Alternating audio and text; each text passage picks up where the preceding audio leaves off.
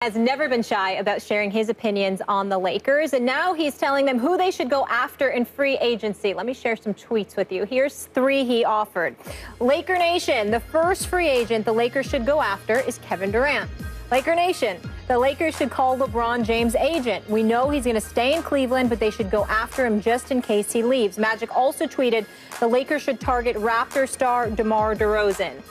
Stephen A., what do you think of this? These suggestions? Well, first of all, Magic's basketball knowledge is not to be questioned. He's a basketball savant. We all know this. As it pertains to DeMar DeRozan, even though he's scheduled to be a restricted free agent, he's made it very, very clear that he wants to be in L.A. He has family out there. He's from out there. He wants to be in L.A. He wants to wear the purple and gold. And if there's a way for it to happen, again, he's restricted. If there's a way for it to happen, DeMar DeRozan will be in a Los Angeles Lakers uniform next season. As it pertains to the rest of Magic Johnson's words over Twitter, let's be clear. LeBron James, as I've said many, many times, Skip, isn't thinking about going anywhere. But I've also said it's important that everybody recognizes that's if he wins the championship. Without delivering a championship to the city of Cleveland, it would take something very catastrophic and a complete falling out with him and Dan Gilbert or whatever for him to leave Cleveland, Ohio. Chances are he's not thinking about doing any such thing before delivering a championship to Cleveland. But once he delivers a championship to Cleveland, all bets are off. I would still say the odds-on favorite is for him to remain in Cleveland. But if he delivers the Cavs a championship this year, it's entirely possible that LeBron could elect to go to someplace like Los Angeles. His lack of affinity for Los Angeles and Hollywood and all of that stuff has dissipated dramatically from what I'm told. And if the Lakers were aimed in the right direction and they had the right situation and he delivered a championship to Cleveland, sure, he would entertain it. It's not something he's going to do prior to winning the championship because his primary obligation is to deliver a championship back to the city of Cleveland for the first time since 1964 in any sport. That's what his mission is. But if he pulls that off, anything's possible. I'm not saying it's going to happen, but I have heard people chattering about anything's possible when it comes to him. And you know my position on Kevin Durant, but that was at the beginning of this, before the season even began. And then the Lakers were so inept that it was a turnoff, et cetera, et cetera. But he's got so many options on the table: L.A., New York, Washington, Miami, or staying in OKC and doing a LeBron deal from last year where he could do a 2-year deal with a 1-year opt-out so him and Russell Westbrook can be free agents at the same time.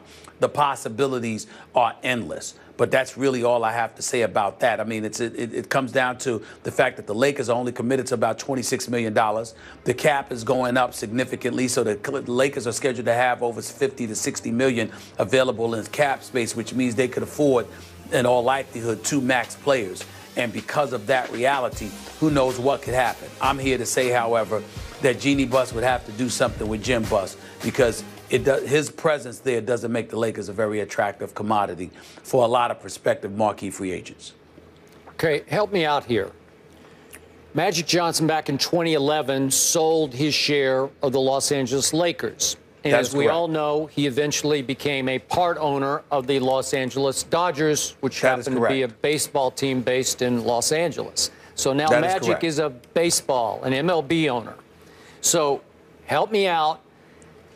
Can he officially or unofficially recruit for the Lakers? Can he have anything to do with this process? Can he sit in on any recruiting sessions or dinners or airport visits or whatever it might be? Is this just him throwing pie into sky on Twitter, or do you think it is? Yeah. Okay. It is him throwing pie into the sky, but the reason why I wouldn't just leave it at that is because he's Magic Johnson. And anything that has something to do with the Lakers, he has cachet, not to mention the fact that they could make suggestions, but you can't tell Magic Johnson what to do because he doesn't work for the NBA. He's not under their umbrella in any capacity. He could sit up there and be a cheerleader on behalf of the Los Angeles Lakers, and nobody would say a word. There's nothing they could say. Okay. I don't know exactly how his Dodger partners or Dodger players or some Dodger fans would take this, but maybe that's okay. But in the big picture, I first thought, is this just Magic playing to Laker Nation crowd here saying, let's go get LeBron James. Let's go get Kevin Durant. Let's go get Carmelo and Chris Paul. Let's go get everybody, right? Like, and every time you post a tweet, everybody goes crazy. Yeah, yeah. Is it Magic just living in the past? What I'm asking you is, I have nothing but respect for the great Magic Johnson. The greatest days we've had on this show, guest-wise, are when Magic sits right here. Just lights this room up and lights our show up. I've never had more fun and learned more on the show than from Magic. But he's so high IQ basketball. I'm trying to look for the message here between the lines. Is there any method to the madness? Is anything happening here that we should see? The method to the madness is highlighting the need for a return to Showtime, a show being at the Staples Center when purple and gold is on the floor. That's the primary objective on behalf of Magic Johnson. And what he's also reminding you of is that his words had a good chance of becoming reality when Dr. Jerry Buss was alive. So it's sort of a reminder of what's not being done by the present crop of Lakers running the show. And if indeed you can pull it off and find a way to get somebody that could recruit guys to Los Angeles, reminding them of what the Lakers once were, that's where this comes into. Plus, you got to remember, Magic Johnson has a good relationship with Jeannie Buss. Magic Johnson is synonymous with the Lakers. Jeannie Buss isn't averse to anything that Magic Johnson says when it comes to the Lakers. Got it. Because trust me when I tell you, she knows her brother hasn't done the job.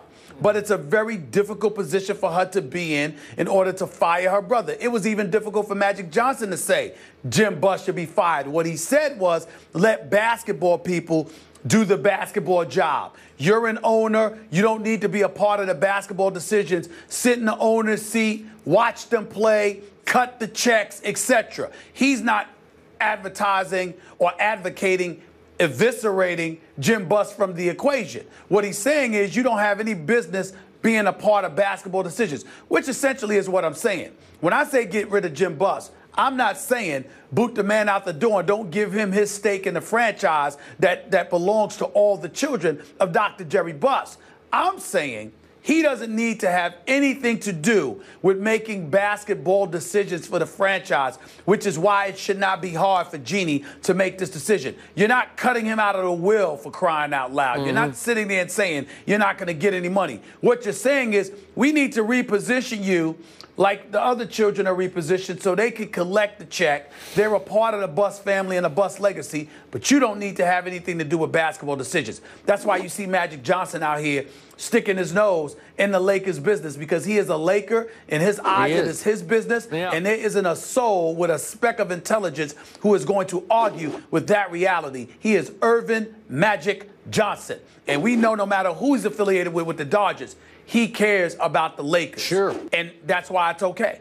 Well, I'm going to guess, deep down, heart of heart, he cares more about the Lakers than the Dodgers. No offense to the Dodgers, but, man, he bleeds purple and gold, man. He was Showtime Magic Lakers. And it's not a conflict of interest. No. The stars that come and play for the Lakers will be right over Chavez Ravine, and they'll be throwing out first pitches and doing all of that stuff. It's all a part of it. Okay. So I love the fact that Magic isn't thinking big. He's thinking galactically big. You know, he's like going for broke. He's not seeing the Laker glass as just half full, as some people are trying to see, as half empty, half full. He's looking at the glass as full. It should be full. You are the Lakers.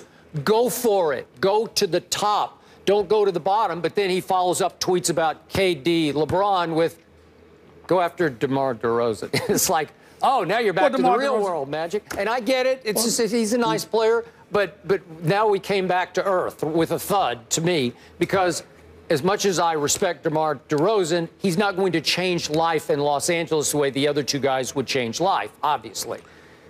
Yeah, and he's looking for a show. And let me tell you something. What Magic Johnson is saying is that if he were running the Lakers, this is what he would be doing.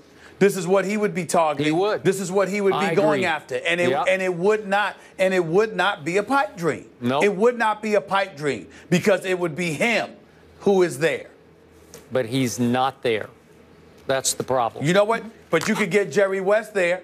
And if you get as much of a long shot as that may be, as much as he can't stand being associated with the Buss family, with his son already working in the organization, with the opportunity for him to groom his son, I guarantee you if Jerry West was back there, a lot of superstars would consider coming there. Agreed. No, I'm with you 1,000%. Other free agents, Andre Drummond, Hassan Whiteside, Pau Gasol, and Al Horford. Up next, a Cali boy, but we're talking NFL. This infamous video of Laremy Tunsil using a gas mask has been the story of the NFL draft. When we come back, Herm Edwards in the house to talk Tunsil and his future in the NFL. That's next. National Football League. Did Stephen A. say purple and gold? That's a little purple and gold right there. Yeah, that little purple and gold. That's the Lakers.